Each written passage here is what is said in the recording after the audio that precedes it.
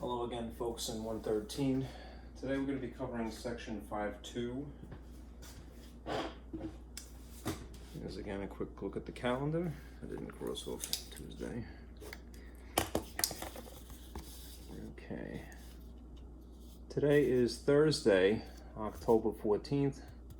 So as per the schedule, section 5.2. Okay. Now the packet that I have here today consists of these pages. This is sort of an overview. The name of the chapter is Number Theory in Groups.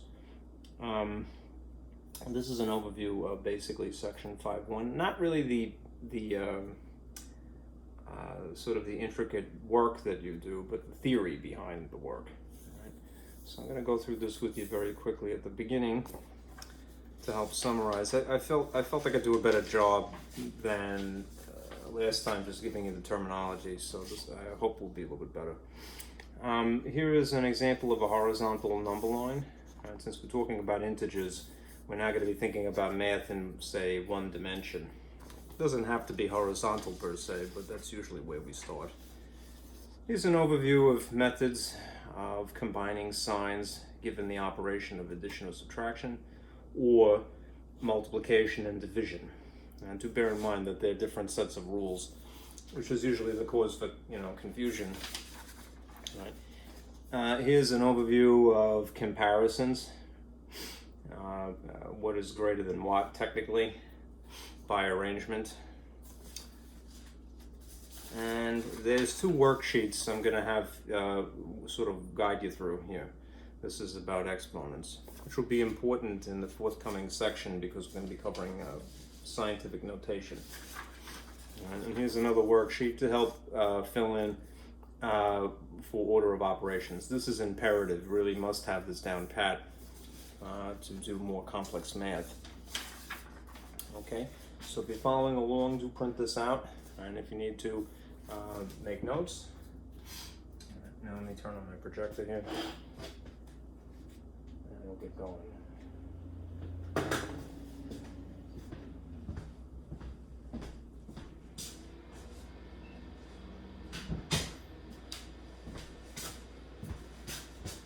And it's got to be moved over ever so slightly, right?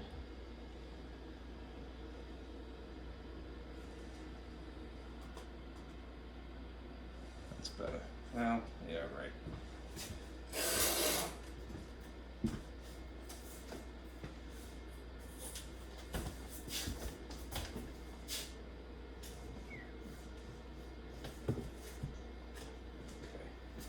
Seems sufficient. All right. Okay, now as I mentioned, let me just go through this briefly. This is again an overview of what we had talked about in the last section. All right, so this is a, sort of an overview of 5.1. Okay. All right, now we're in the subject of number theory. What that means is that we're basically studying numbers and their properties. Right? The numbers that are relevant to us for right now are the integers, right, which would have these subsets, right, if you were going to write them out. Right? The properties that you see over here, commutative, associative, distributive, identity, inverse properties, they're going to be important later, but they're not immediately important. What we had been talking about is simply numbers for right now. Okay, now if I expand this, this is a good summary, I hope, of what those actually include. So let's start with this. Integers are negatives, positives, and including 0. A subset of integers would be whole numbers, technically speaking. Right? Whole numbers are really a way of saying the positives and 0, but not the negatives. So you're basically chopping off half of infinity when you're talking about whole numbers per se. Right. If you're talking about natural numbers, which is something you're already familiar with, natural numbers are the counting numbers that you would count on your hand. 1, 2, 3, 4, 5, and so forth. right? No decimals in between, no fractions, right? This would be, in turn, a subset of whole numbers because it would be one thing short, right? A proper subset. So, one starting with 1 and going into positive infinity, hence the ellipse marks that you see here. You can't write all of them, of course, but at least you could insinuate what the pattern is, right, with ellipses, right? Then, more specifically, there are prime numbers and there are composite numbers. Right? Prime numbers and composite numbers, according to your book, are defined as examples of natural numbers, right? Right, now, there's other ways of describing them, but that's a pretty concise, fair, and good, right and proper definition. The prime numbers are natural numbers that have only 2 factors, right? So it's good to know these by heart, all right? 2, 3, 5, 7, and 11, 13. You can't obviously memorize them all, but it would be good to recognize maybe the first 4 or 5 of them, all right? For the point of simplifying fractions, ultimately. Right? You could, if you can get prime factorization, it's one of 3 or 4 techniques for simplifying fractions, right? Among other uses. So good to know those. Composite numbers are also considered they're natural numbers, right?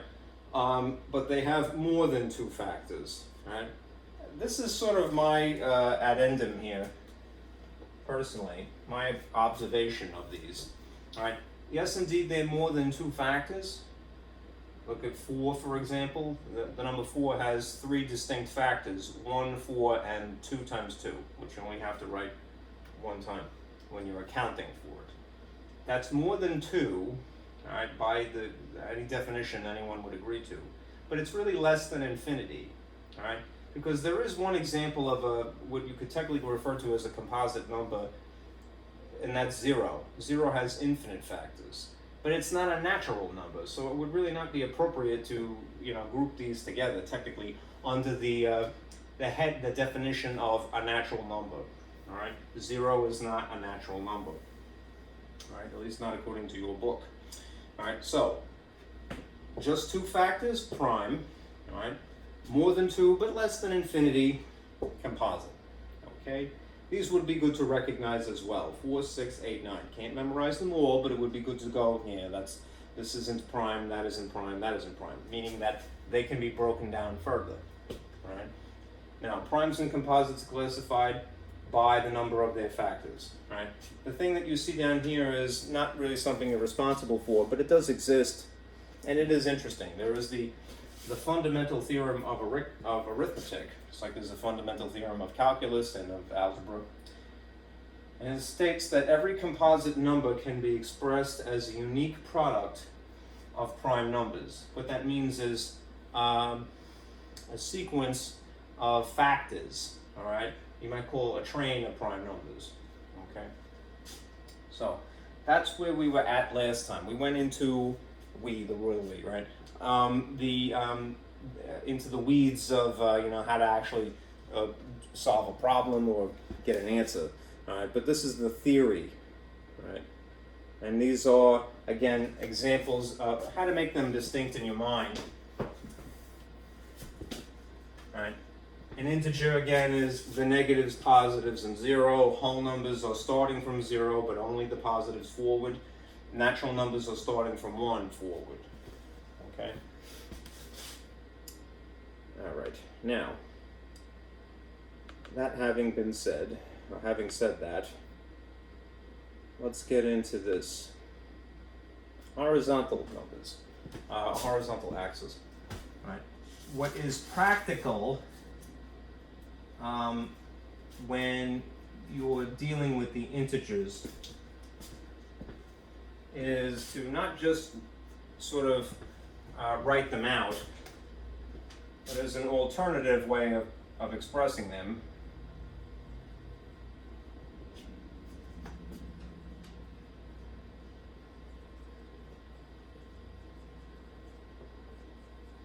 An alternative way of conveying what integers are, right, is a picture, right?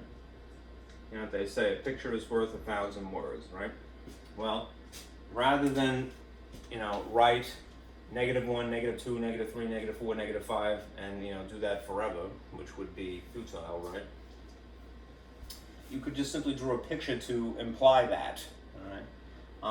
If you were to get into, in the case of algebra, solving inequalities, a lot of times the way that you present the answer is with a number line, and you might find that a little annoying. You're like, "Why do I have to draw a picture?" All right, why? Because the picture summarizes a lot without having to specify a lot. You're specifying it sort of in a vague way, or slightly more vague way, but still correct. Now, what would be good to know is that this is the universe as far as we know right now. All right? Pretend that you know nothing else. This is the universe of math, right, for the moment. Right? The integers. All that is and all that will be, right? How would you illustrate that? Well, do be consistent. You don't have to do it every 2 increments per se. I did it on my little copy here. 1, 2, 3, 4. Put a line like that every 4 boxes. All right? 1, 2, 3, 4. 1, 2, 3, 4. 1, 2, 3, 4. All right? And do the same thing to be symmetrical over here. 4, 8, 12, 16. All right? The proper way, all right, to use a picture, that is, illustrate a set of integers, right, or a spectrum of solutions, if you were looking for the outcome of an inequality, is to increment the line, draw a horizontal line, right? Always include 0, like you see here, right? Put arrows on each side, because arrows imply that this is longer than just the width of your page, right? Infinity. If you want to be very precise, draw the positive infinity symbol on that end and the negative infinity symbol on this end, right? And then increment these, right, as 1, 2, 3, 4, and it's understood that it's 5, 6, 7, 8, and so forth, right? Everything on this side of 0 are the positives, right? And everything on this side of 0 are the negatives, right? It is unfortunate to have to, imply something in a negative context, but math people, all right, have agreed, and we really have to have consensus in order to perform math, that negative is on the left. Right? So associate in your mind the concept of leftness with negativity. Right? There is probably a superstitious origin to that. Right? If you trace back in history, the etiquette of Roman politicians was to shake hands with the right hand, do deals by shaking hands with the right hand, right? But to stab people with the left hand. It's sinister and dexter, all right, the 2 hands. All right. Anyhow, if you're going to associate or affiliate the concept or the direction of left with negative, let's make this right is positive. Right? If we had the axis tilted at a 90-degree angle to this vertically, all right, up would be positive as well, right? And down would be negative. Right? When you get into graphing in 2 dimensions, everybody must agree to that, otherwise there's going to be anarchy. So that's pretty much the rule, right? Left negative, right positive. Up positive, down negative. All right? Bear that in mind. All right?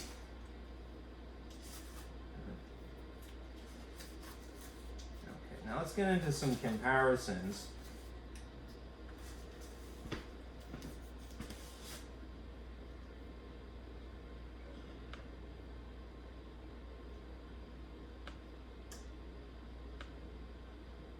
If you had to compare 2 numbers, usually the first time a little kid sees this, they get a little vexed by it, right? And we as adults who were once children as well should sympathize, right? Because it might seem a little counterintuitive. Right? Here are two rules that will get you pretty far, right? When you're comparing.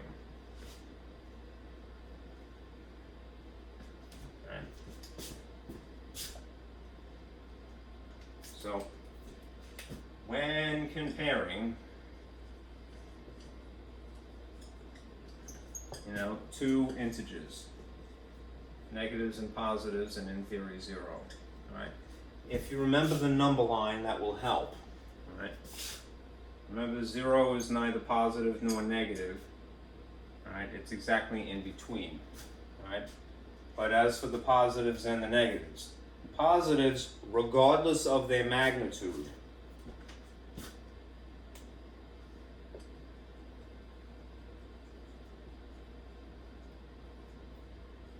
and magnitude you can think of as being the size of a number, if you will. It's really, more officially, it's the distance from 0.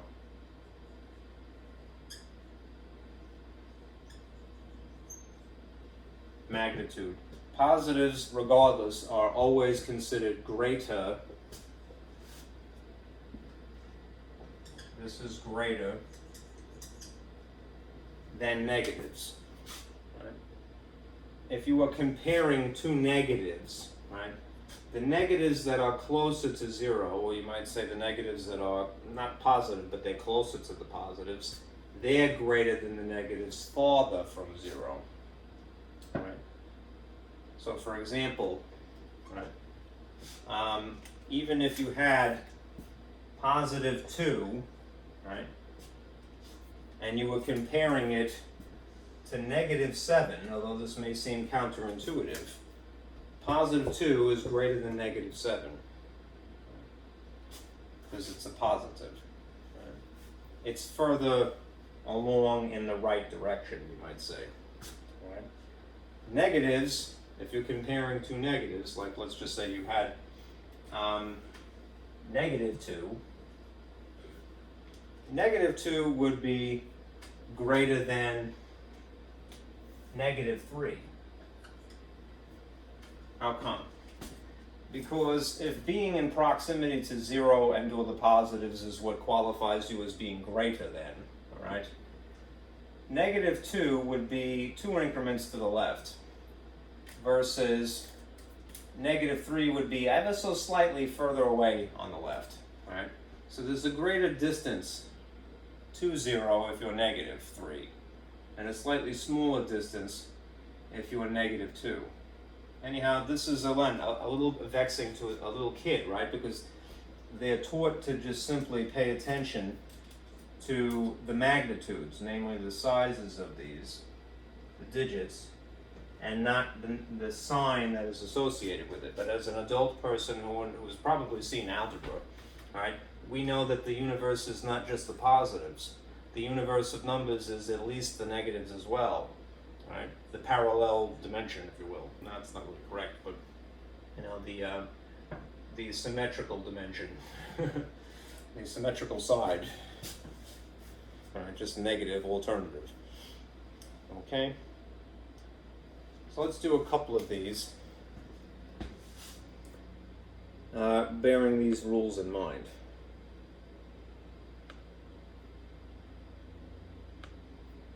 There's a nice white surface.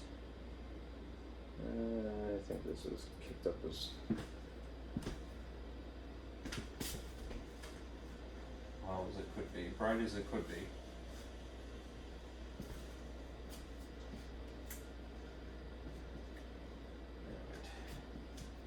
I don't really want to take this out, but it might be useful. Here's my T-square,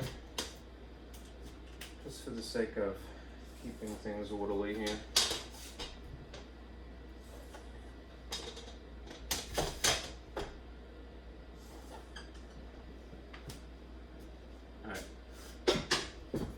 If we were going to compare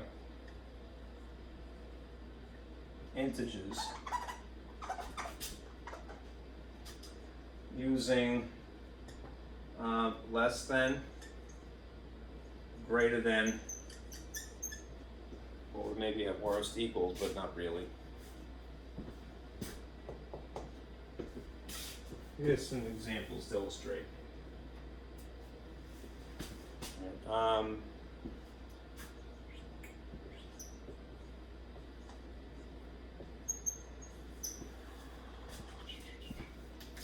Let's compare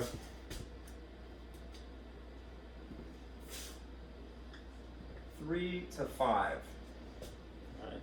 And then negative 3 to negative 5.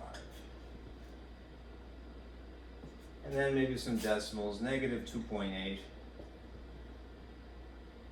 to negative 2.7. You probably won't see too many of these in your homework, but it's worth consideration. All right? Negative, and I'll show you how to deal with a fraction.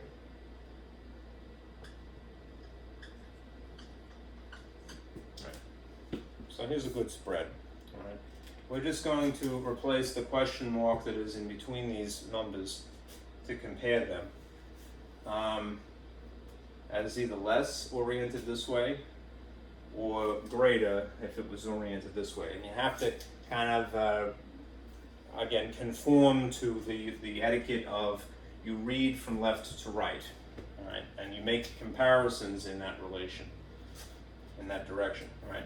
Intuitively, this is a positive if it's not written, and this is a positive if it's not written, all right? If you wanted a number line, all right, 3 would be here, and 5 would be here. Right. What does your instinct tell you when you're just comparing two regular numbers? Probably that 3 is less than 5, right? The awareness of the magnitude is sufficient. That is the ordinary digit. Everybody knows that 5 is bigger than 3, right? You should say greater than, right? But what if the situation we're considering two negative incarnations of this? Negative, negative, right? Can't just rely on your instinct in this case, right? You have to consider really the distance from 0, right? Things that are farther away from 0 are considered less even in spite of their magnitude, right? So what would be the appropriate comparison symbol, right? If you're reading from left to right here, that is 3 compared to 5 and not vice versa. One would say that 3, perhaps ironically, is greater than negative 5 because negative 3 is closer to 0. There's just that much space in between them, right, versus that much space. Right. I should say distance. All right.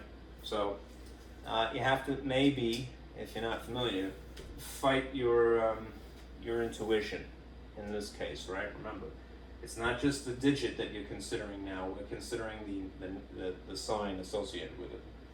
Okay. Now, if bearing that in mind, if things that are closer to 0 are greater, and that is why we would orient the symbol like that, the point facing 5 and the open end facing 3. What about these decimal numbers? All right, this is 2.8 and 2.7. If you read it as 28 and 27, you would probably say, yeah, 28 is automatically bigger than 27. And that is true if they're both positive. But consider this, right? If they're negative, they're automatically going to be on the left side of 0. Right? I'm going to put the smaller, what you intuitively would think of as the smaller quantity here, all right? 2.7, negative, all right? That is a shorter distance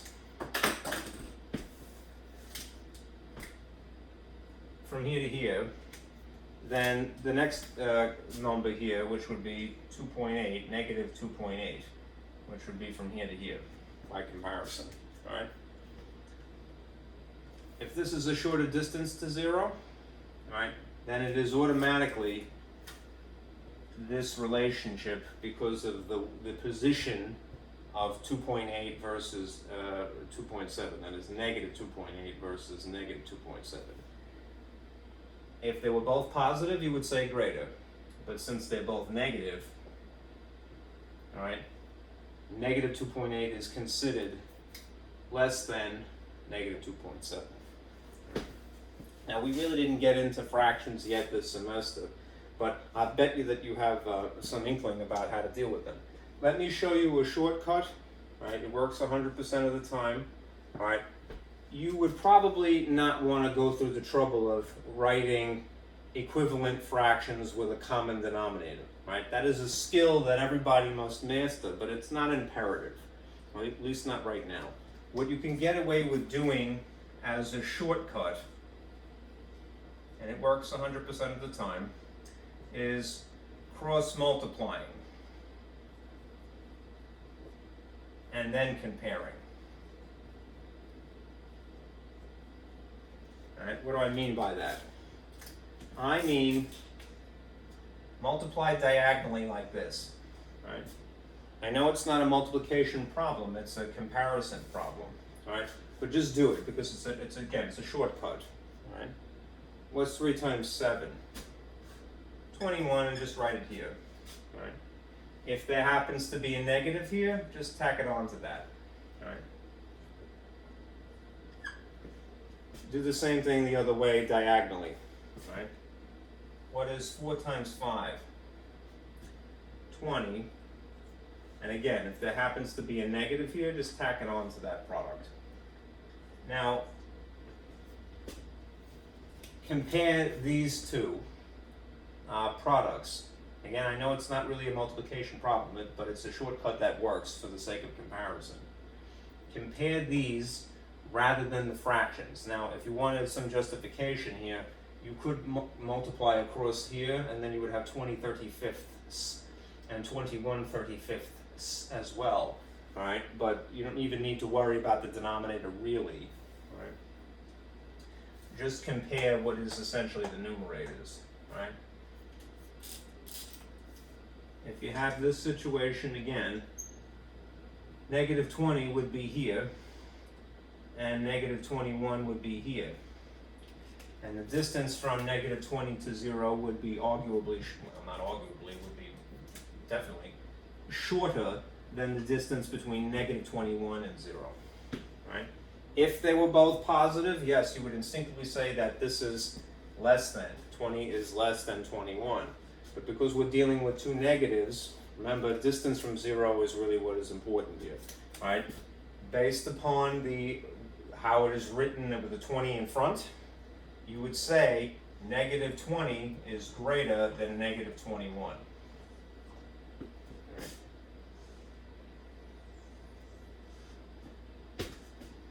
So, positive 3 is, pretty much everyone knows, is less than positive 5, right? But negative 3 would technically be greater than negative 5. And in a similar vein, all right, negative 2.8 would be less than negative 2.7.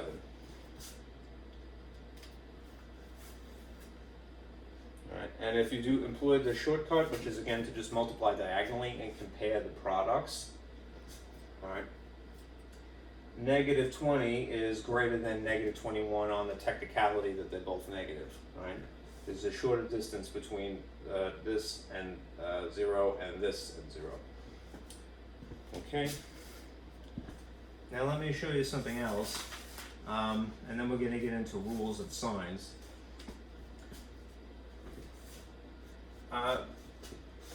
What usually confuses people is not how to multiply, add, subtract, or divide. Add, subtract, multiply, or divide, whichever arrangement you like. It's when to do those things. And the signs, at least half of the time, dictate what you should do. Right? Now, let me just give you a suggestion.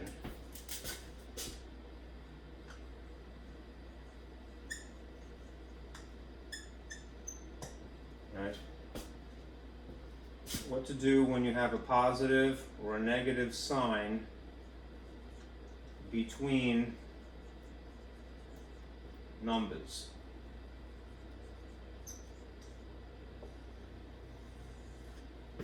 All right. There's two possible situations that you might see. The key operative term here is between the numbers. All right. When there's a double negative,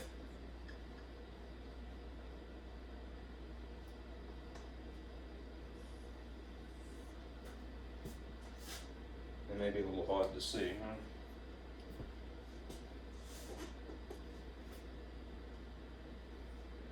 And when there is a single.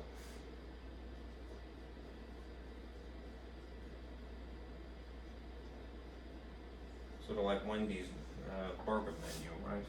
I like a double or a single. Yeah. What I'm getting at is that you'll see something that essentially looks like this. Let's say that this is some number and then some other number, right? But in between them, right, you might see something like that. Versus some number, and you might just see a single minus symbol.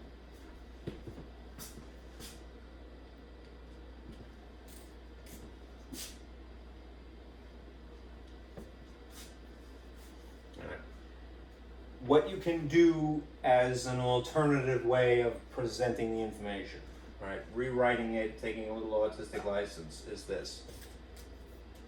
Right? You could take these two and marry them together as just a single positive in between the two.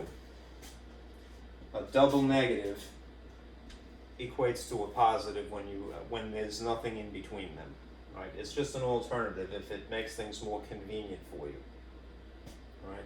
The logic is basically this. It's like more or less a cancellation effect. Like in grammar, right? They tell you as a kid, right? Now don't use double negatives, right? So like I ain't done nothing. Right? Ain't has a negative connotation to it. Nothing, which is not proper English either, right, is also a double negative. So to say you ain't done something, or ain't done nothing, is more or less to confess yourself, right? Means you've done something, you're done, all right? Now, if you had a single minus, most of the time you don't bother tinkering with this, but if you wanted to, right, what you could do is, I'm just going to write this in a different color for the moment. It's not really important. You could write this like so. You could break it up more or less into plus a negative. Cold-hearted, right? Make a big pronounced plus sign in between the numbers and then attach the negative to the one on the right of it. Okay? So, double negative, you can make a single solitary plus sign if you like, if it's a convenience. Single negative or a single minus, you could break up into plus a negative, and I would exclusively do it that way, right? It wouldn't technically be wrong if you made it minus a positive, but I just don't do that. Right? Okay. All right. Now, as for the rules of trying to decide what you do, add, subtract, multiply, divide. Take a look at this. All right. Again, people don't really have a problem with adding, subtracting, or multiplying and dividing, right? They have calculators even, right? I don't want a person to gravitate towards using a calculator automatically, but the fact of the matter is that they could use it, and yet they still get the wrong answer to a problem, right? Why? Because they don't really understand completely that there are different rules to apply. Right, and this is meant to summarize that. Right. When you have signs, and I may have to adjust the blinds here. It's getting a little too much. That's a little better, right? When you have signs plus or minus, right, either the same, in other words, when you have two numbers at the same time. numbers with signs positive or negative, right? Perhaps they're both the same, or perhaps they're one of each. Right? Understand this, that the rules for adding or subtracting are different than the rules for multiplying or dividing. Essentially, this is the distinction, right? The combination decides the operation. In other words, based upon whether they're both positive or both negative, or one of each, right, those two scenarios, you might add per se, or you might subtract, right? If you are multiplying or dividing, the combo decides the sign of the answer only. It doesn't specify that you must multiply or specify that you must divide, all right? That's this situation, okay? The combination decides the operation, either adding or subtracting, right? The combination of signs decides the sign of the answer only if you're multiplying or dividing, okay? Now, what to do? If you have the same signs, whether they're both positive or they're both negative, right? You add, right? That is, again, a little counterintuitive, right? If you saw a bunch of negatives on a piece of paper, you might go, I should subtract, right? But remember, it's the combination that decides. What happens is, if they're both negative, is that they become essentially more negative. They amplify, all right? Answer always, and the answer will always, the outcome will always match the sign of the larger magnitude number, right? Again, magnitude is distance from zero.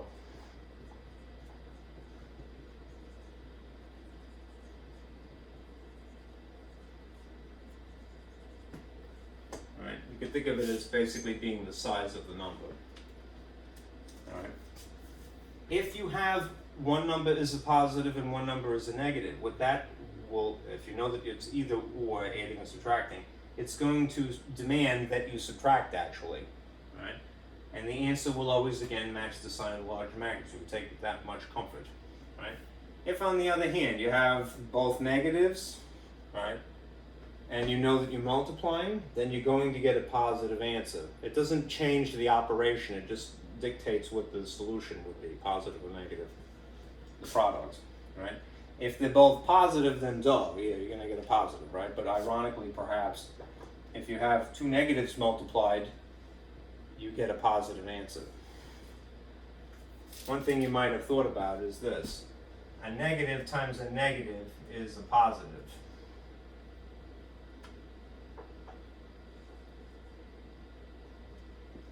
All right? However, a negative plus a negative is equal to essentially a bigger negative. Okay? So if it helps, kind of say that to yourself. A negative times a negative is a positive. However, a negative plus a negative is a bigger negative. It has a larger magnitude. I should technically say the term magnitude. Okay? All right. Now, similarly, if you have one of each, all right, when you're either multiplying or dividing, you're going to get a negative answer. Okay? Here's what I was saying before, just down at the bottom, very small.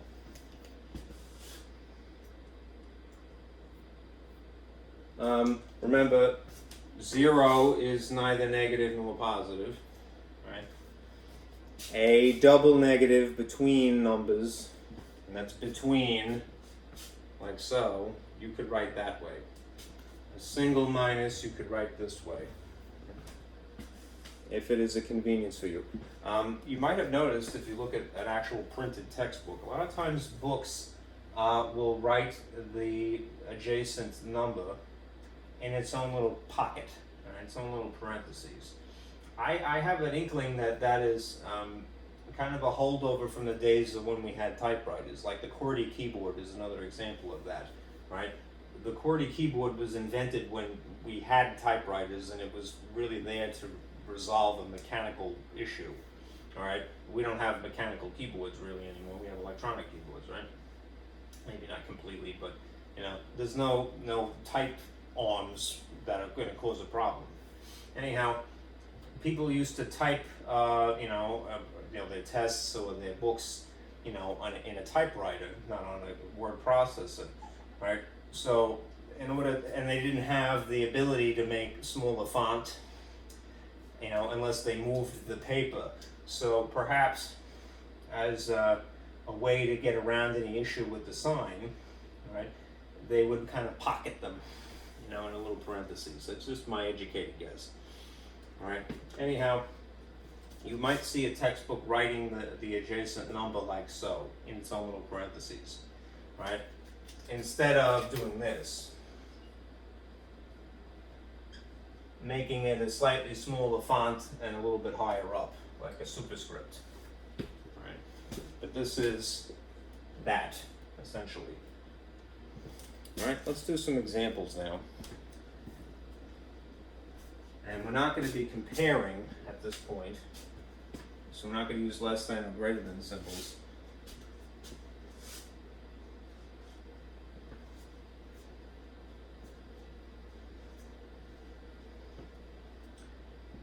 What we're going to do is an actual operation.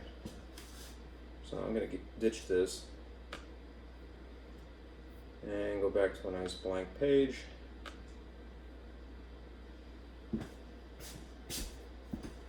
And make myself some space here.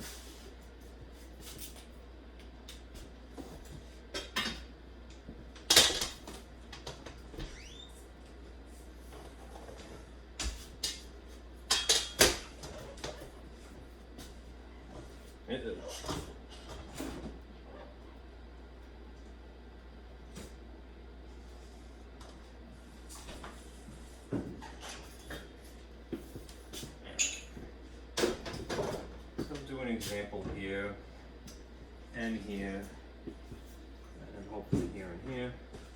I need to modify this I will, of course. Alright. Now let's say that you see something like this.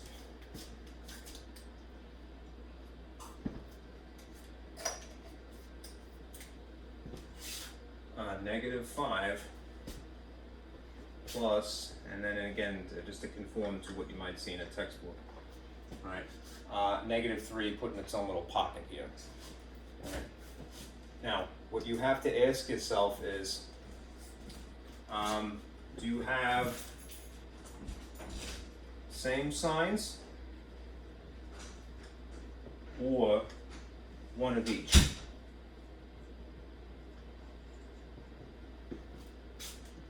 Because that will dictate whether you really add or whether you really subtract. Right?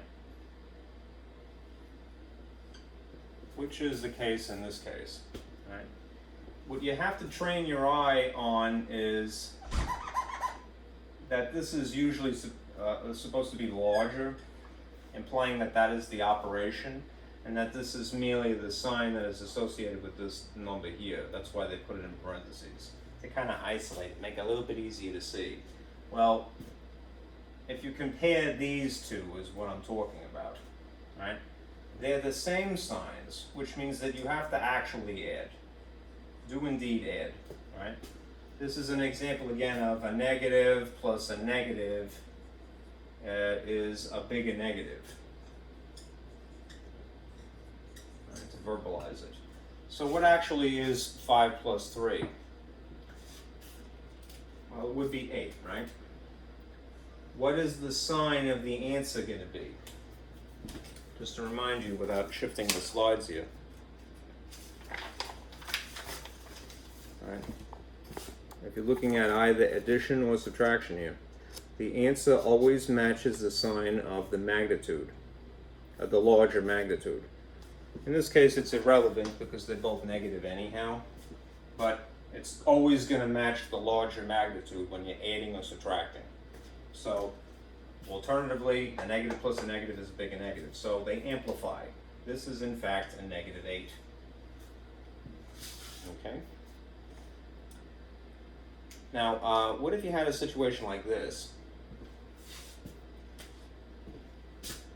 -4 minus -3.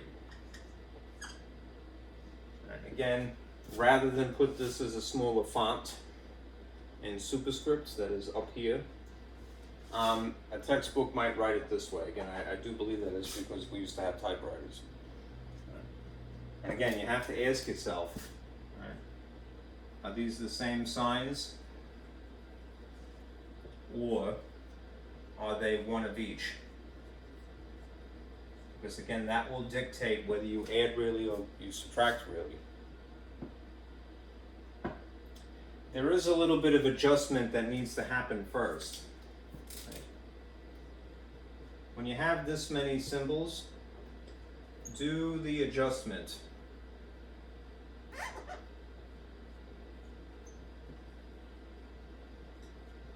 First. That is, I know that there's a parentheses here, but it really isn't necessary. Right? There's no number here other than 1 technically.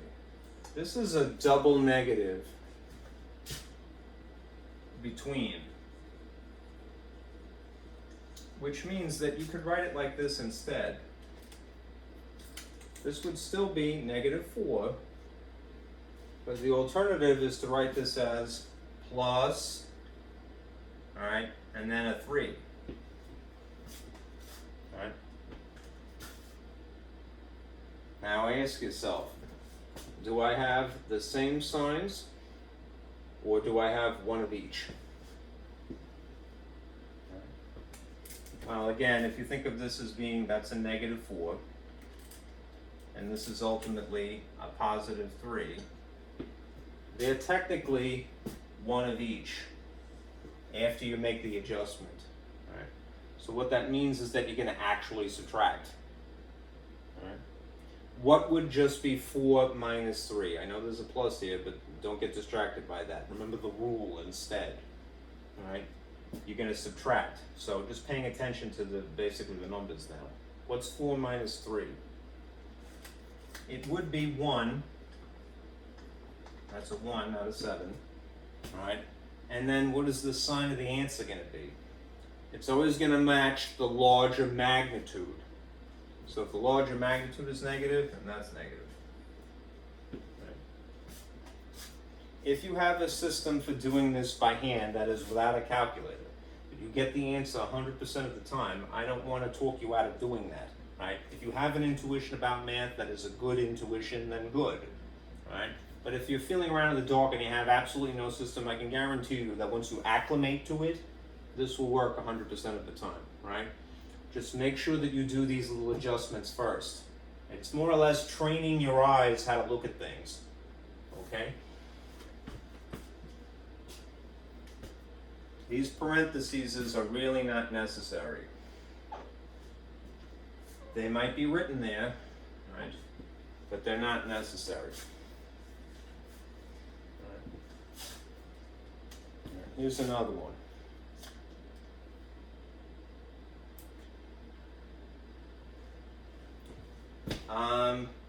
15 minus 20.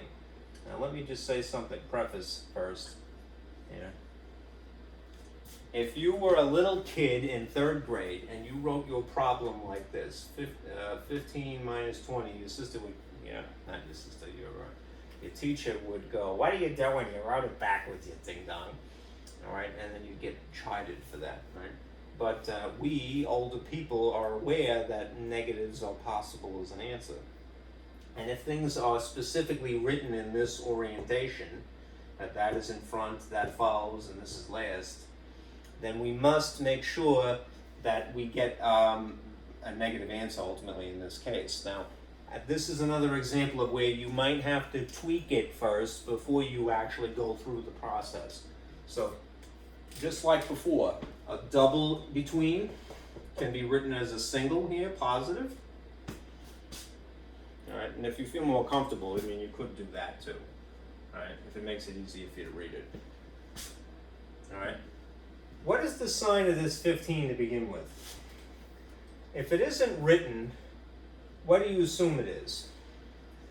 That it is a positive. So circle that and make it superscript. If you have a single minus in between, alternatively, what you can do, remember, is break it up into 2 pieces. One big plus and then a little minus here. A tinier minus. And then there's this 20 that's sitting here still. Right? This is dressing it up to go, okay, that's a negative 20, and this is a positive 15. Okay? In this case, again, if you feel more comfortable, write the little positive in superscript because it is technically correct. Double negative is a positive. This is superfluous. You don't have to write that extra little positive, but if it makes it easier to go, well, that's positive 3 and this is negative 4, then do that. Right now, same comparisons as before. Ultimately, do you have one of each of these? Or do you have both the same? They are once again one of each, which dictates that you must actually subtract. Right? So in your head, what is 20 minus 15? It's 5, right? What's the sign of the answer? The sign of the answer will match the larger magnitude no matter what. So it's a negative 5. Okay? It takes a little getting used to. Alright? That's why we take our time. Remember, don't just accept things as they're given to you, right? You can make legal adjustments like this, right? If you are at least aware of them. Okay. Now let's get into multiplication. All right. If you had 2, I'm going to use multiplication x times negative 3. Right. Now, when it is either multiplying or dividing to begin with, there's no sign adjustments that you have to worry about. The only thing that you can do is put in the information that is implied. Right? What is the sign of this 2 if it's not written? What do you assume it is? It's a positive if it's not written. This is already specified as being a negative. Right? Multiplying means you're going to multiply. What is 2 times 3? 6. If you have one of each, what is the sign of the answer though? It's a negative, right? According to the multiplication and division set of rules. Right? If you have one of each sign, you have a negative answer. Okay. Let's do some more.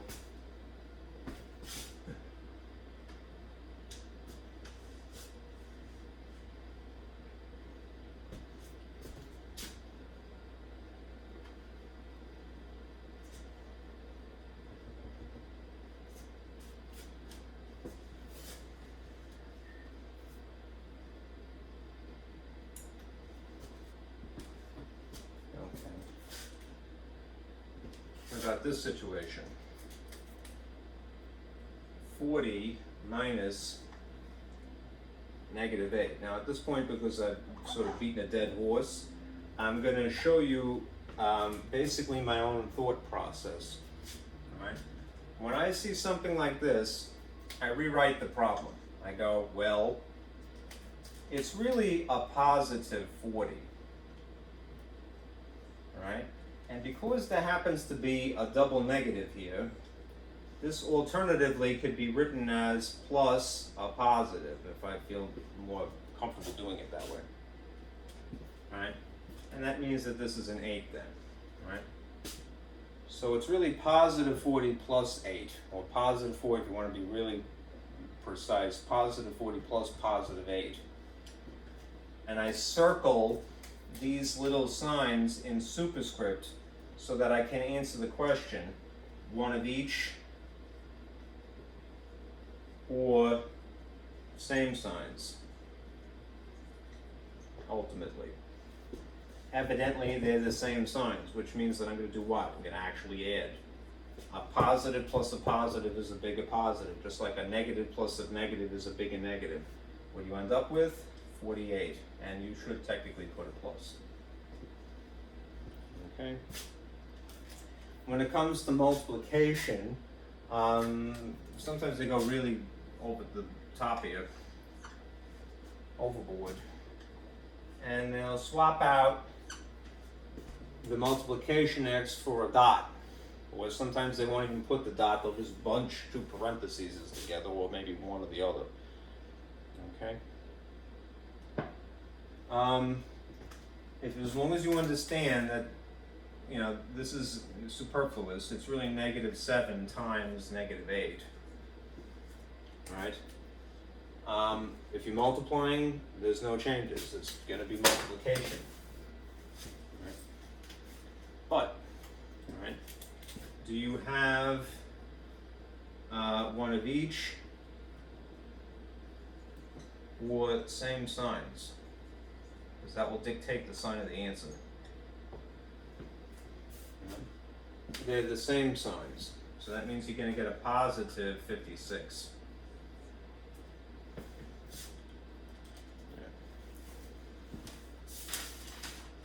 Let's do one more, and then we'll shift gears here. Suppose you had a division problem, but the division problem was written in the sort of rational style. It kind of looks like a fraction, right? So instead of, you know, with the colon and the line, what if you had something like this? All right? Make the little tweaks, all right? If you feel more comfortable, write this in using the traditional division symbol, like that. All right. That is the 63 would have to be a dividend, and it would be on the left side of the operator, and 9 would be the divisor, and it would be on the right side. All right. Now, this is already to start with a negative, so that's a negative. This, if it's not written, what do you assume it is? A positive. Right? Now, once again, you have to ask yourself one of each, or are they the same signs? Because that, again, will dictate the sign of the answer, the quotient in this case. What's the number? 63 divided by 9 is 7, right?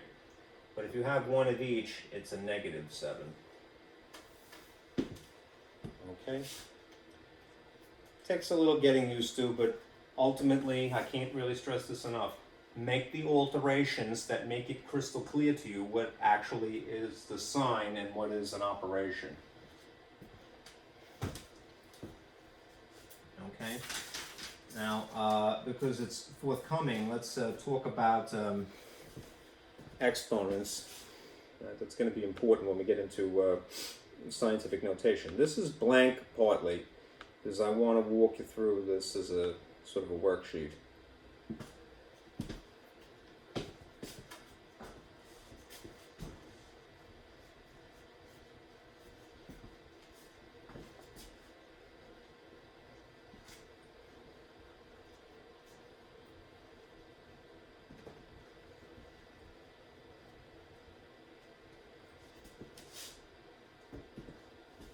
Take a little water here.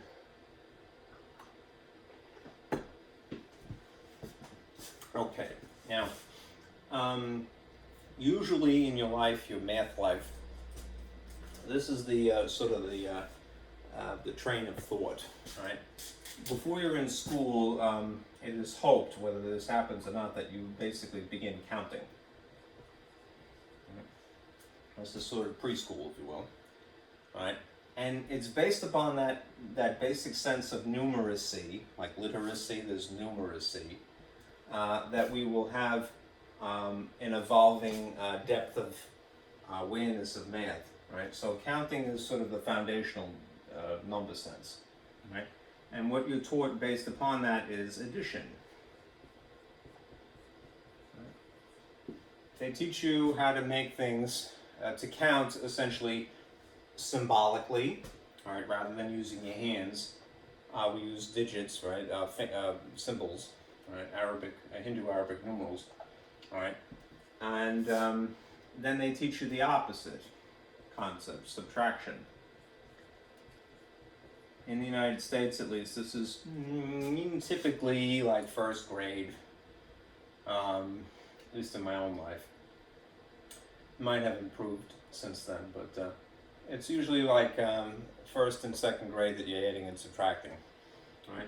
Anyhow, the addition is based upon counting. Subtraction is understood as being the opposite of adding. Right? A little bit further down the pike, you are taught a slightly more sophisticated form of adding, which is namely multiplying.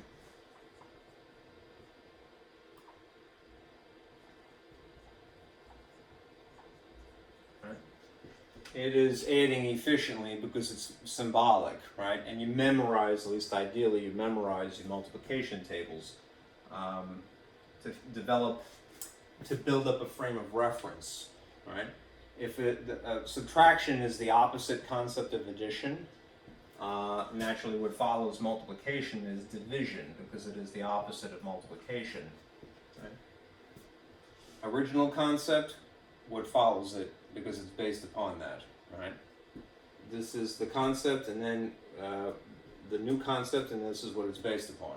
Right? I'm stumbling here. Anyhow, these are opposite operations just as these are opposite operations, multiplication, right, and division. Well, if this is usually like first and second grade, this is more or less like third and fourth grade. And then usually around fifth grade, at least again, I'm not to corrupt you, but in my own life, they go one step further. They get into this next thing, exponents. Right? So that one thing that you should take as a comfort with mathematics is that it's developmental in this way. There's a definite train of thought, right, that can be followed, right? If multiplication is a slightly more sophisticated form of adding, and adding is a slightly more sophisticated form of counting, you can think of exponents as being an amped up version of multiplication as well, all right? Just be careful about how you actually talk about it, all right? There's instructions to follow, and then there's also how you say it in English, at least, all right? The larger sized font, bottom number, if you will, is referred to as the base. The actual operation is what is written in superscript.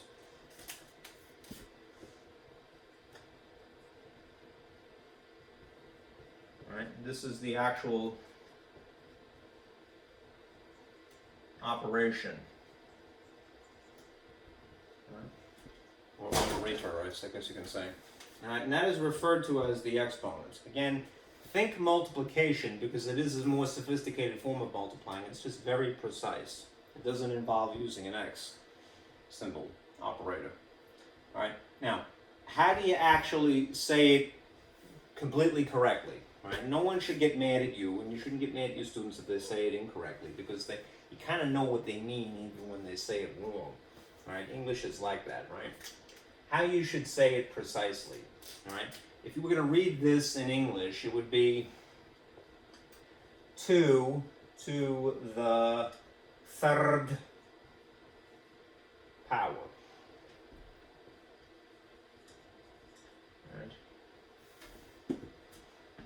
Right. What people often say incorrectly is this. So don't try not to do this. Don't do this. Don't do this. Right. People say 2 to the power of 3, right?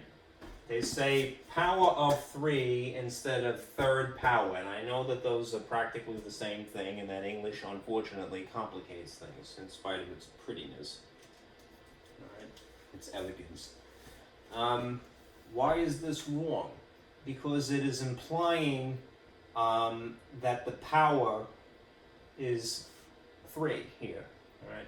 Rather than what it is actually a power of. The whole kit and caboodle here, this whole thing is a power of 2 specifically. Right? That is the base number, not the exponent. Right? It's easy to make that mistake. I'm sure that I'm guilty of having said that. I've seen adults on the news say things like this incorrectly, and in ordinary colloquial language, right, it's acceptable because, you know, we're not living in math world all the time, all right, and you know what people mean, all right, but if you're in the position of teacher, all right, and especially a math teacher, right, one thing you have to impress upon your students, it's important, is that if we're precise about things, there will be greater clarity, right? That's the reason, ultimately. We want things to be demystified, not obfuscated, right? So this is the proper way to refer to this big 2, little 3, all right? 2 to the 3rd power. Now, again, English gets you in trouble, right? Because there's 2, the number 2, and then there's 2 as in you're going someplace, all right? It gets even worse if it was 2 squared, right? Because it would be 2 to the 2, you know? Technically, 2 to 2 to 2. All right, now, that's how you say it, all right, when you're talking about this in English. What is the actual instruction, though? This is also a cause for confusion, right? What it is really is, the instruction is to write 2 3 times.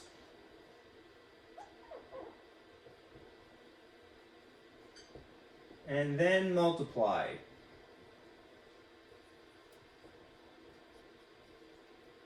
Alright, there's a better way of saying it, but it's maybe a little alien. Iterations is the better way. It sort of circumvents the issue that you see here. Write 2 3 times and then multiply. What is it not? But things, a little kid, especially if they've never seen this before, is definitely going to, I shouldn't say definitely, but they're likely to fall into this trap. It is not write 2 times 3 and then multiply. These seem almost exactly the same, right? Right? But this is the actual instruction, and this is just something that is vaguely similar, right? Not vaguely. Here again, English, I knock it a lot, right? But it's unfortunately the only language I know. But I know it for its faults too, all right?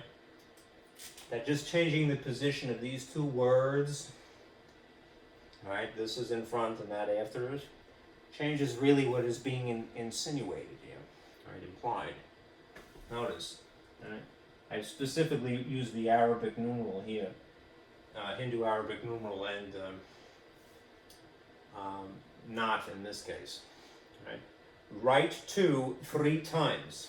Right? What does that mean? Right? To get to the answer. For the sake of clarity. Right? It means this.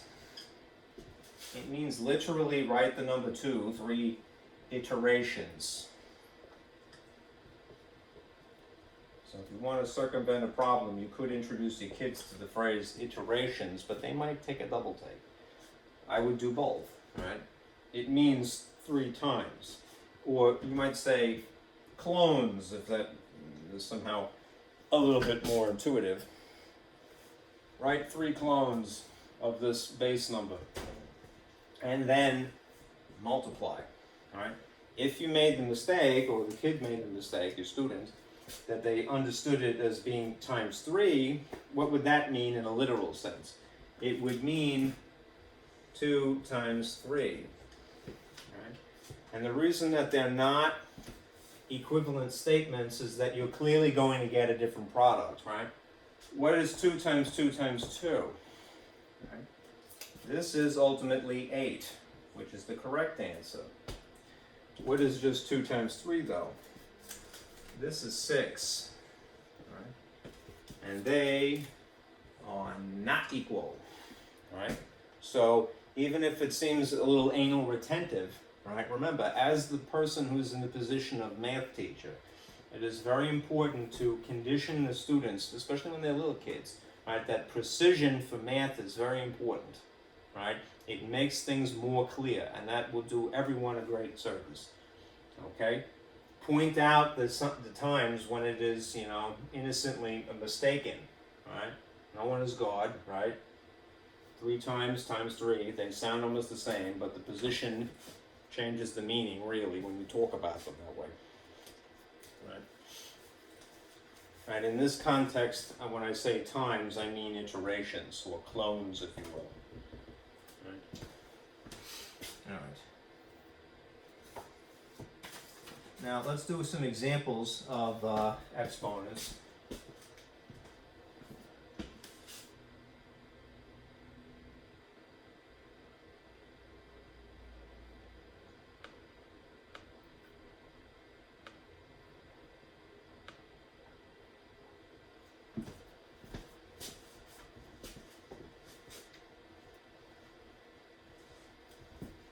And we'll get going here.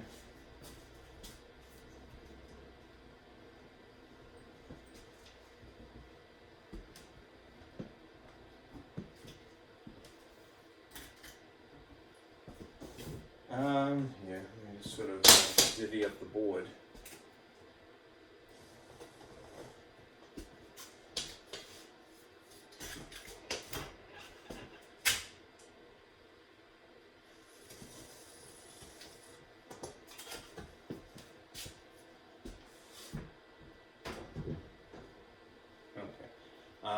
There'll be space for an example here, here, here, and here. Now, let's see.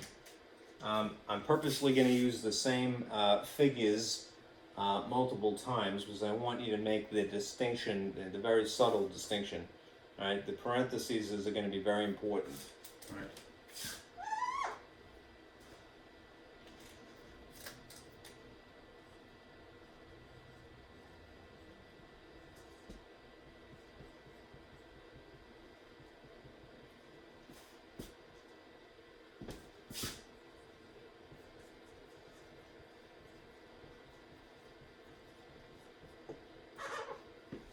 Okay, so let's see what you'll get if you have -5, the 2 here, versus -5 and 2 like that without the parentheses. All right. And then situations like this.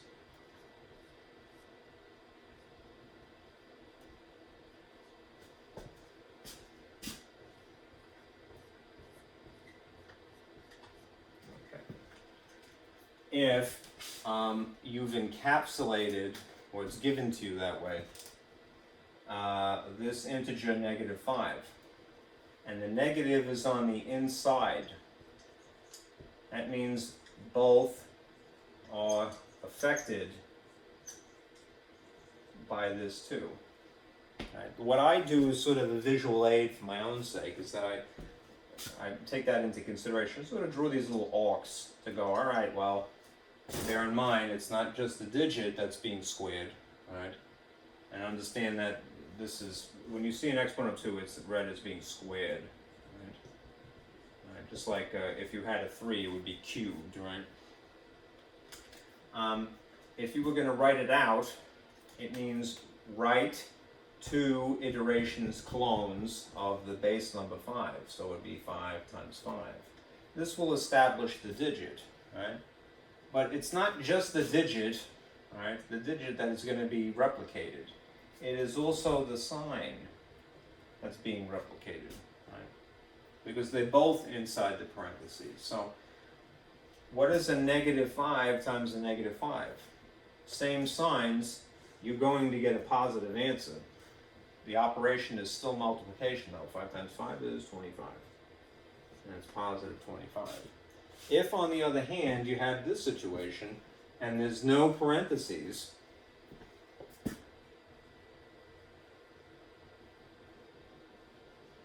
right? The only thing that's being affected is that much, the numbers. So you would figure out what is 5 squared. Well, we already established that it's 25, right? And then tack this on as an afterthought. It would be -25 in that case. Just making that one subtle little difference, or distinction. Encapsulating, not encapsulating. Okay. Now, let's say hypothetically you had -1 squared versus -1 cubed, right? This isn't too difficult. If you had to do it brute force, you can easily figure it out. All right, remember, when you have an exponent of 2, that's read as being squared, right? And if you had an exponent of 3, that would be read as being cubed. It's just an alternative in English for those two specific exponents. All right. If you follow the brute force instruction, it means replicate, make 2 clones of this. All right, so it would be -1 times -1, essentially. All right, and in this case, it would make 3 clones. So -1 times -1 times -1. All right. And what would be practical is to work from left to right. So, same signs, you're going to guarantee a positive answer. What's just 1 times 1? 1. That would be technically this much of the problem accomplished. -1 times -1 is +1. Then you would have this left over here. Right? If you then dealt with this, it would be 1 of each sign at this point, which means that you would get a negative answer overall, and it would still be a product of 1 because it's just 1's involved here. Okay?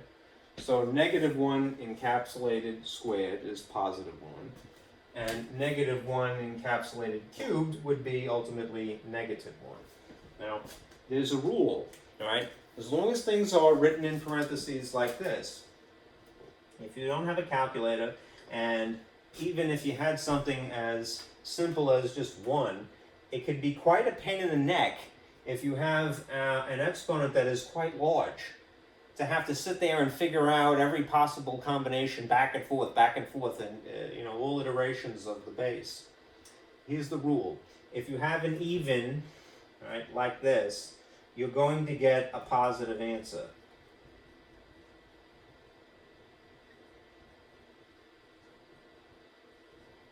Right? As long as there's this encapsulation like so. Right? If you have an odd, you're going to get a negative answer.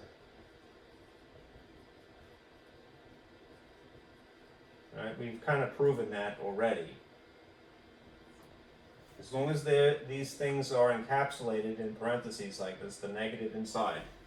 Right? And there isn't anything else on the outside either. Right? The negative produced a negative answer. The odd produced a negative answer. The even produced a positive answer. That would save you a lot of trouble without a calculator, which again, no sin in having a calculator. Right? And incidentally, if you have this model like you're supposed to, this is the button you would use to get an exponent. Right? But imagine you had this.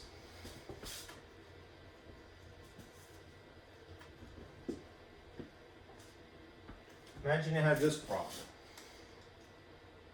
-1 encapsulated to the 57th power. Right? Are you really going to go 1 times 1 times 1 times 1 times 1 times 1 times 1 up to, the 57th clone, and then deal with all these negatives? You're going to lose your mind, right? If you know that this is an odd, then you should be able to, according to this situation, know that you're going to get a negative answer, right, without having to do any of the work. Right? Now, similarly, if you had -1 to the 58th, again, you're not going to want to go 1 times 1 times 1 times 1 times 1 forever and ever and ever. Well, up to 58 clones, if you will, iterations, right? You could spare yourself a little trouble by memorizing this much. Right? If I have an even, and you would in this case, this is even, right? You're guaranteed that you're going to get a positive. Right? As long as there's no additional sign outside here.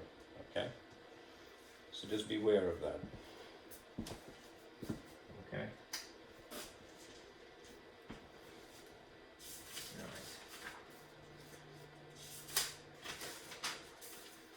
Alright, now take a look at this sheet.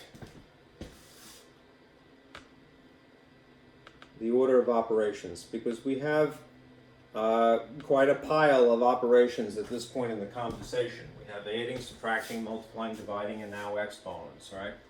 The amped up version of multiplication.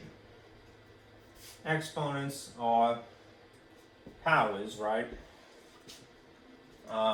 There is an opposite concept to that, like the opposite of squaring would be square root, and the opposite of cubing would be cube root. And beyond that, there's no special name. It's just nth root, whatever it is, right? So fourth root, fifth root. But you're probably not in the K through 5 or 6. You're not going to see that too often, square roots. But it would still follow the order of operations, which is very important. Okay. This is how you simplify expressions in math, right? Now, you'd have to memorize this, or at least have the reference on hand. In my life, I was taught a mnemonic, which I'm going to show you, because I think it is superior in some ways. But you might have heard of either PEMDAS or more recently GEMS, right? What are these initials, right? P stands for parentheses, right? E stands for exponents, which would be things in superscript, right? M and D are multiplication and division, and A and S are, not a department store, but plus or minus, right? And this is the order if you were given a multi-operational problem, which you must apply, all right? Why? Because if we don't, even if you know how to add, subtract, multiply, or divide, if you do it in a different order, you're going to get a different answer, right? GEMS, I was not taught this myself, but it is the same idea, an acronym, all right, of initials here. G is in groups, right, which is kind of a cool phrase, right, as an alternative of P, because sometimes the grouping uses brackets instead, depending upon how many things inside of how many things, like Russian dolls, you have. E is still exponents, M is still multiplication, and S is still subtraction. They've shortened it, right? And I think probably for the reason that people mistakenly go, oh, well, because they remember PEMDAS, they probably go, oh, it's always multiplying before dividing, but that's not true. Because remember, multiplying and dividing are opposite concepts. So they're equally important. This is fading out. Right? Meaning that you do ultimately, you know, whichever occurs in your problem on the leftmost first. Right? And similarly, adding and subtracting, right, are opposite concepts. So again, they're equally important. Don't disregard them. Don't think that subtraction is less than somehow addition, right? Or that division is somehow less important than multiplication, just simply because of the mnemonic, you know, the acronym.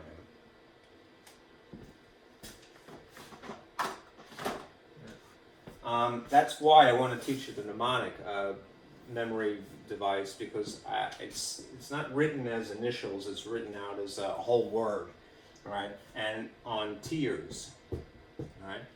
So humor me, all right? If you're following along, write this, all right? 1, 2, 3, 4, all right? And then write, please excuse my dear Aunt Sally. I don't have an Aunt Sally, but it's a memory device, right? And we'll illustrate this as well to help emphasize, right? Please is in parentheses, right? That is what you must do first. That is, it's meant to draw your attention. Now, yes, the parentheses could instead be a bracket, right? And you might have one buried inside the other. You do the innermost first. Okay? Excuse is still in reference to things that are in superscript, right? The amped up version of multiplication, exponents. my and dia are referring to multiplication and division respectively. But again, they're equally important.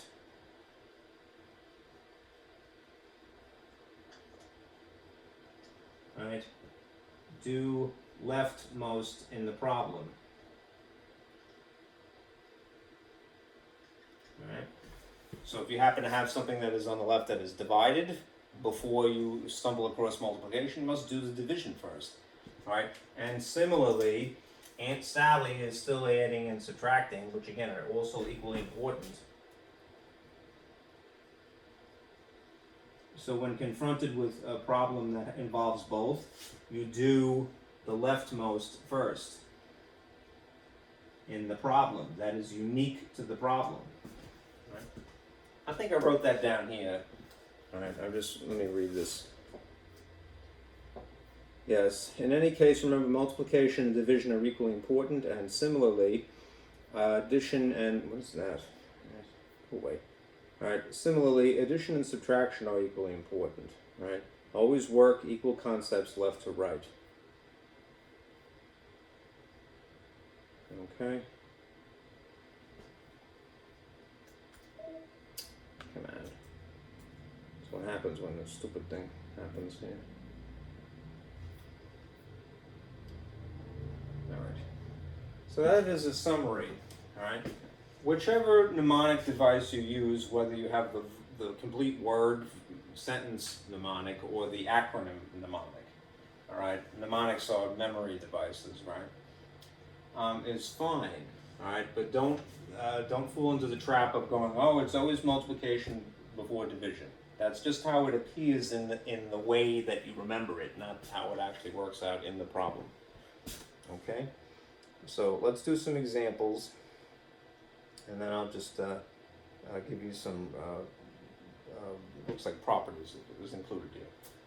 Right.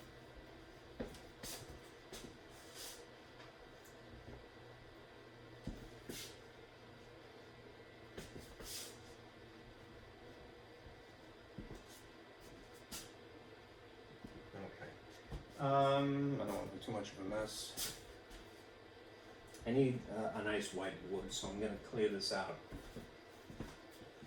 You have the reference now. Where is it? There it is.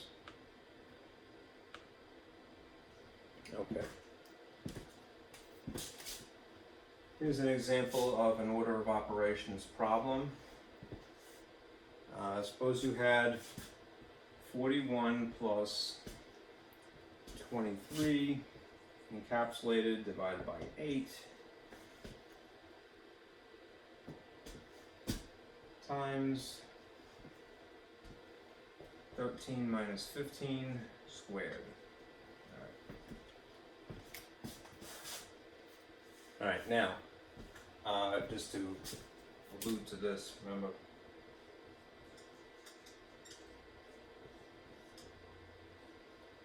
excuse.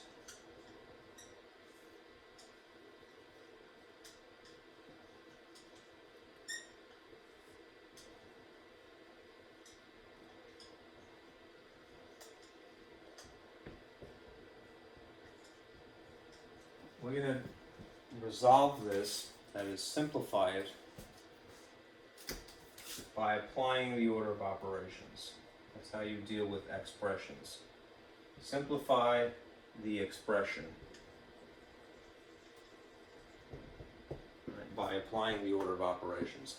One thing I gotta really stress and impress upon you too is that, especially in the position of teacher, all right, don't make a kid do this in their head, all right? If they can, God bless them that they can, all right? But what you want to make sure that they can actually do is express themselves verbally and through writing. And if they do that, if they write the algorithm, they're less likely to make a mistake, and you could read their mind because you could see their mind, right? If you tell a kid, you should do this in your head, right? You're doing both of yourselves a disservice, right? a kid needs to build up confidence, all right? If they can do this ultimately in their head, great, all right? But when they're learning, especially, teach them the more important lesson, which is that you write what you're thinking, all right? Because it will help you catch mistakes, all right? So what you're gonna do is you're gonna write out the algorithm. If your instinct, because of some sins committed against you in school, is to not write anything, we're going to resolve that, right? An algorithm is the step-by-step process, and it might seem a little tedious, and you might think I'm a jerk, right? But it's important, right? No skill is more important than the ability to write, right? Except maybe the ability to speak, right? So, if we apply the order of operations to this, we notice that there are parentheses, right? Exponents, multiplication, and division, and inside the parentheses is addition and subtraction. So pretty much the whole kitchen sink, right? Which should you technically do first, right? The things in parentheses, and ultimately the leftmost, right? So where should your focus be immediately, right? Here. Consolidate that. If it says adding and there's no signs to take into consideration, just do the addition of 41 plus 23, all right? In which case, you're going to get 64. And even if it seems a little kooky, write the problem with that one change and then the trail that follows it unchanged. People usually get mad at me. I don't want to make you get mad at me. Because they go, I can do it in my head. Don't do it in your head, all right? You have to set an example for the kiddies, all right, that they're not just going to go, oh, you know, and then maybe they get it right. And if they do, swell. But I mean, like, don't let it be dumb luck. There's a process.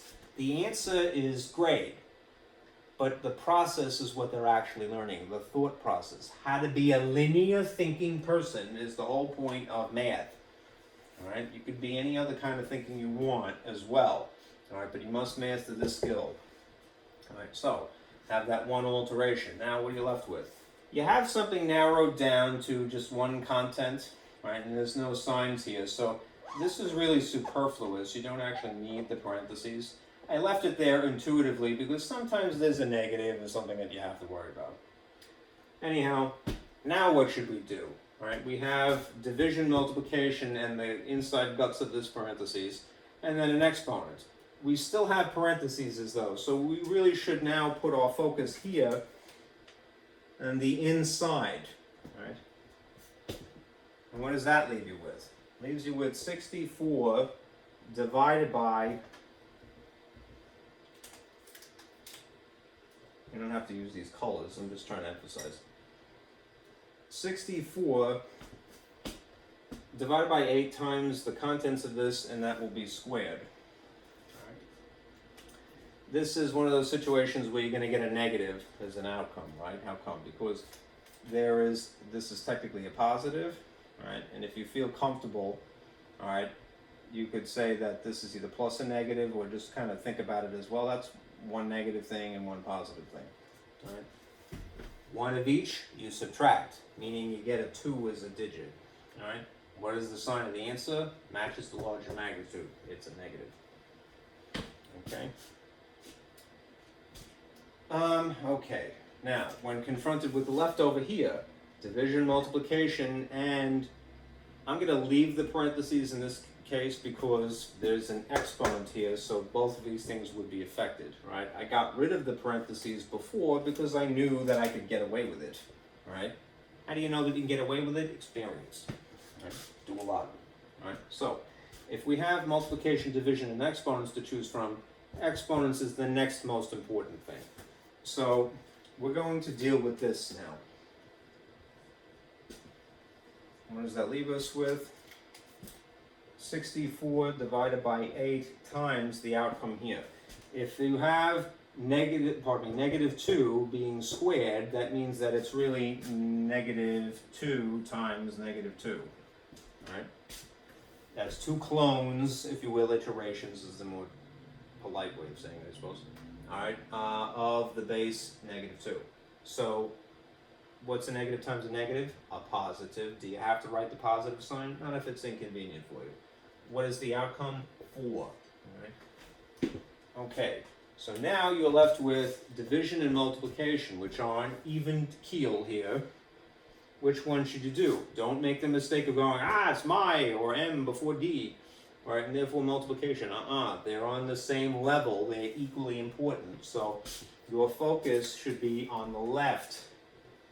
Right? And if we don't agree to that, Americans, then we're going to get different answers. Alright, so what is 64 divided by 8? It is 8. And what's left over here? Times 4. Right? And at that point, there's no decision to make. It's given to you. What's 8 times 4? 32 is your answer. Alright? Again, it's taking me time because I have to illustrate every little nuance and not doing my job if I don't do that. But you gotta condition a little kid to write like this, to write out the algorithm. Why? Because it's just a practical way for you to instruct them and to correct them, and also it's teaching them to be linear thinking. Alright? You started out with some ugly gobbledygook, and via the process that we've all conformed to, you are narrowing it down to the simple answer. You've simplified the expression. It's this process that is the lesson, not the individual answer. Right. Now there is one other situation that I want to add here, in case it comes up. Suppose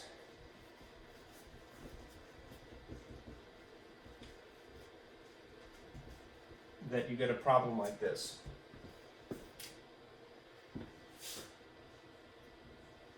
Same deal.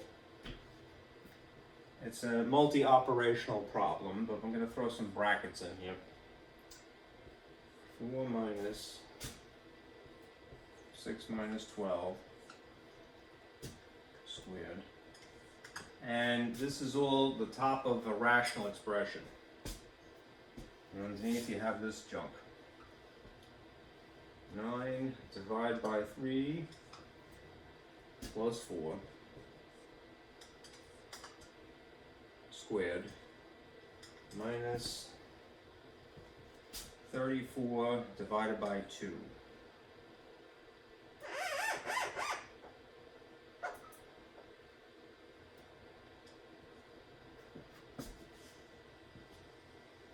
Alright.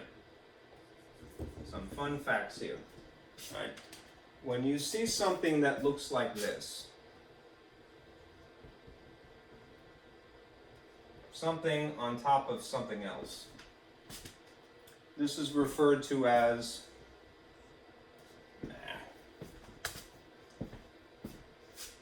a rational expression. And what that means is that you're still going to employ the order of operations, right? But simplify the top and bottom independently first. Independently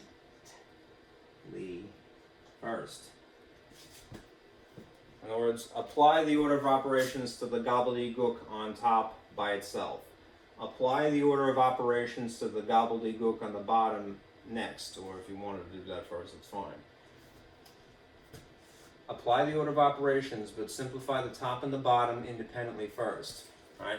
If it is possible, and it isn't always, if possible, divide again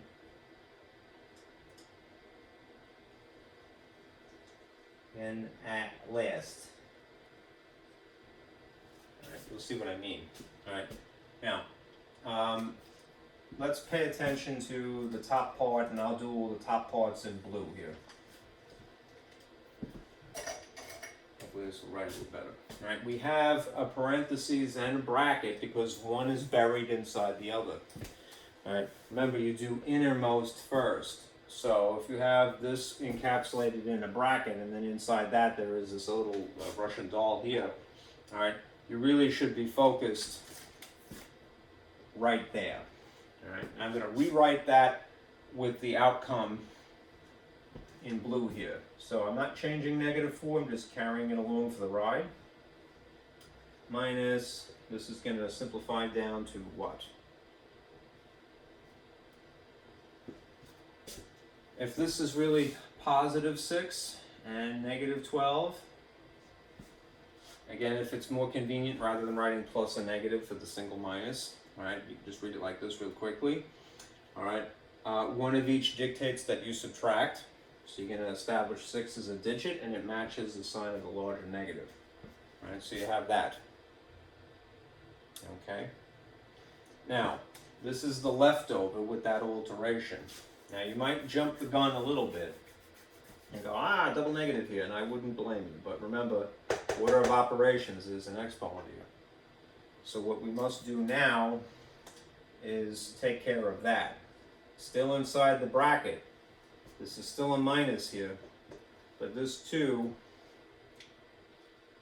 which I'll maybe make obvious by red, is affecting both of these things.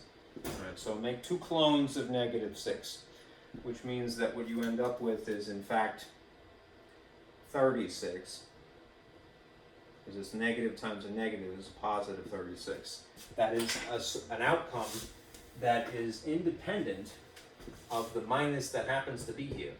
Again, if a kid were doing this in their head, it's not impossible to get to the answer, but it's very cumbersome, and you want to be able to help them, right? So get them to write.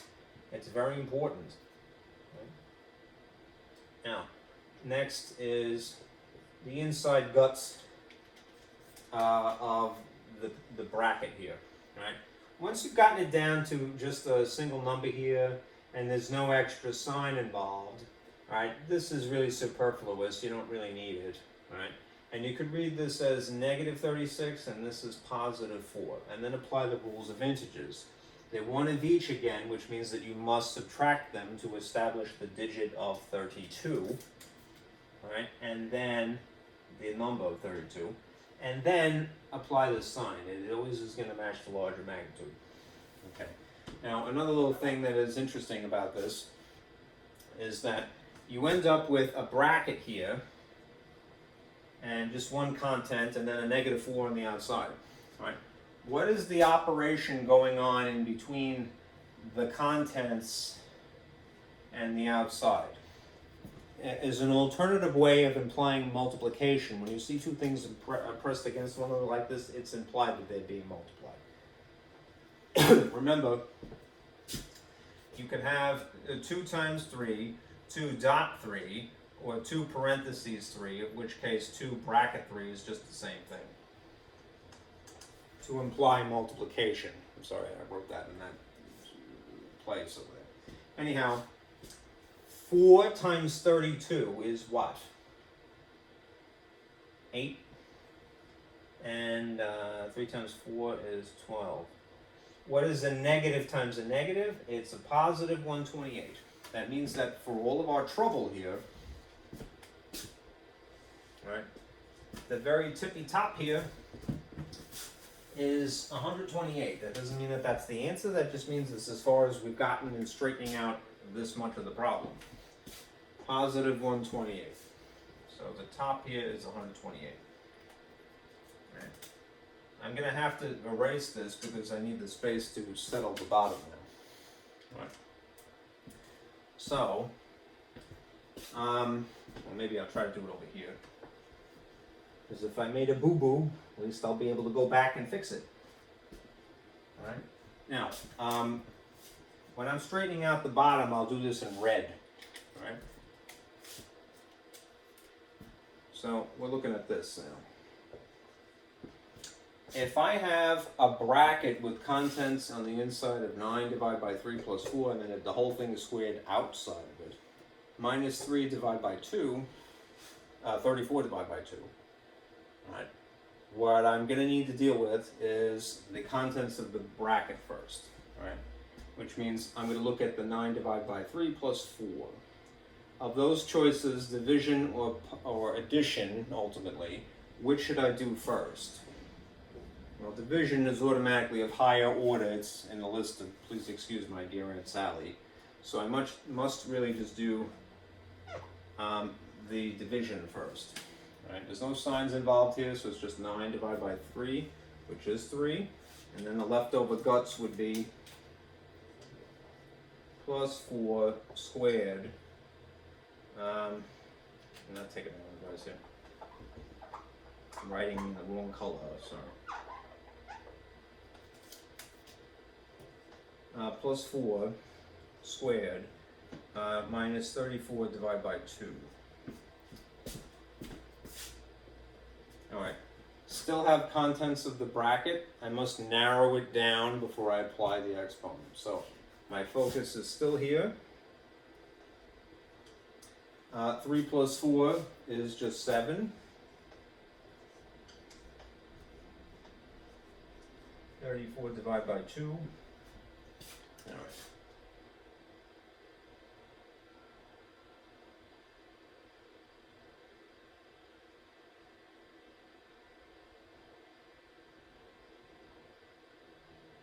Yeah. And what now?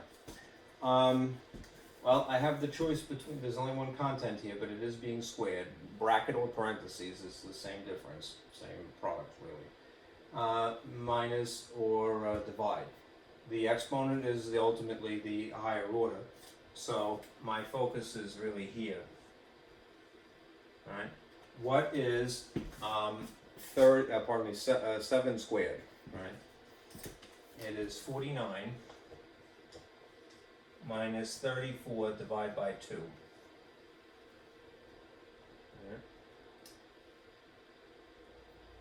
Alright, so we have the choice between subtraction now and division. Division is higher order, so I really should change my focus to over here. Alright, so just pay attention to the digits for right now. Alright. This is 49 minus 34 divided by 2 should be 17. And now I have no choice, I just have to subtract to get through it. If I did the subtraction here, 9 minus 7 is 2, and that would be 32, it looks like, right? So, what I should get is a positive 32 here, if I'm not mistaken. So this, positive 32. Right. Now, if it is possible, alright, to simplify this either as an improper fraction, but just lower terms. I know we didn't really get there in the course of the conversation yet. Do that, right?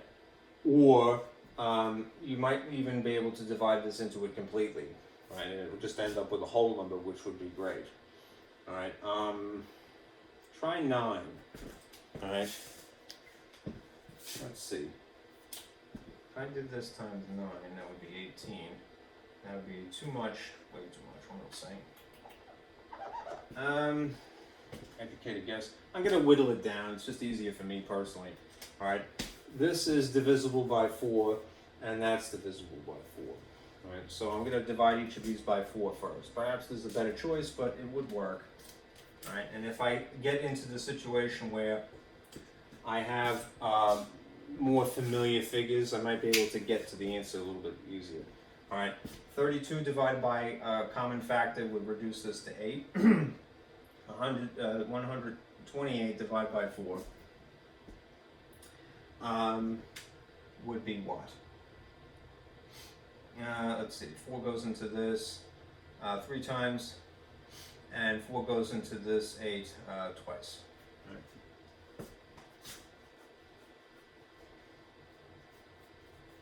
Looks like 8 probably would have been a better choice. Now,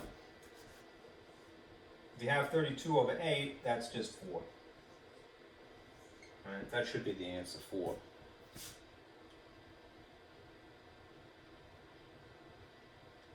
Okay. Alright, I believe that's it. Alright. If I would have done 8 into this to begin with, no, maybe 32 times 12. Let's just see that. 32 times 4 is 8. Yeah, that would have been it. Alright. It's 32 is the GCF apparently in this case. That would be cool, but I didn't recognize this as being the greatest common factor. It doesn't matter if you do, as long as you have rules of divisibility to fall back on, or you're willing to test something that you're suspicious of, you will whittle it down ultimately until you get to the answer. Alright. Anyhow, 4 is what you should get. Alright. Is that it? I think it is.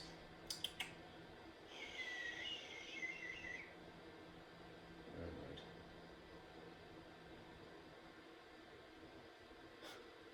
Yeah, that's a problem. Okay. Alright.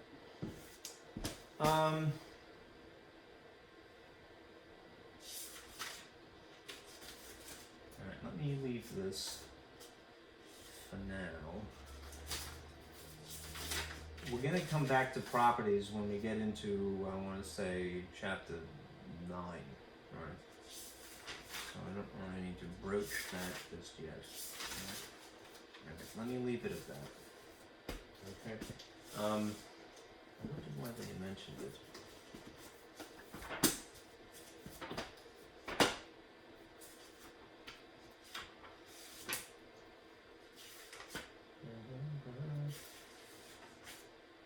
Alright.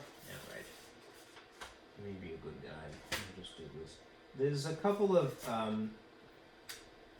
there's a property that is actually mentioned to you here.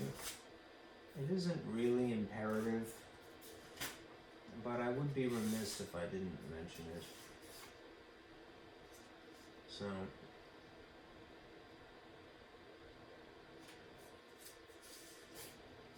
there's the 0 property of multiplication. It's something to kind of save in the back of your head. Right? So, just to be a good guy, I feel like I should mention this. Alright.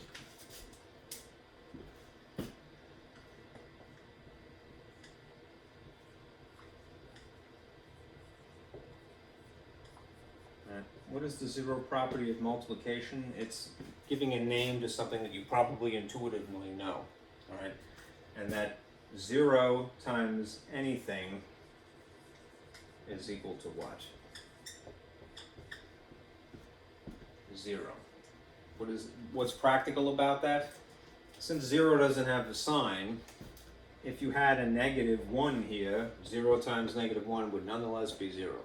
If you had a positive 15 here, regardless, 0 times anything would be still equal to 0. Alright, let me turn that off. 4, 4, 4, please. Thank you. And get some light in here. And just remind you, alright, for homework, alright, do section 5.2, alright, in MyLab. And then you will square away. Alright, there is no additional video for algebra because we're still not in algebra. Alright, we're just doing arithmetic. Okay, so I'll see you guys again on Tuesday. Alright, thank you for sticking with me and do be careful out there.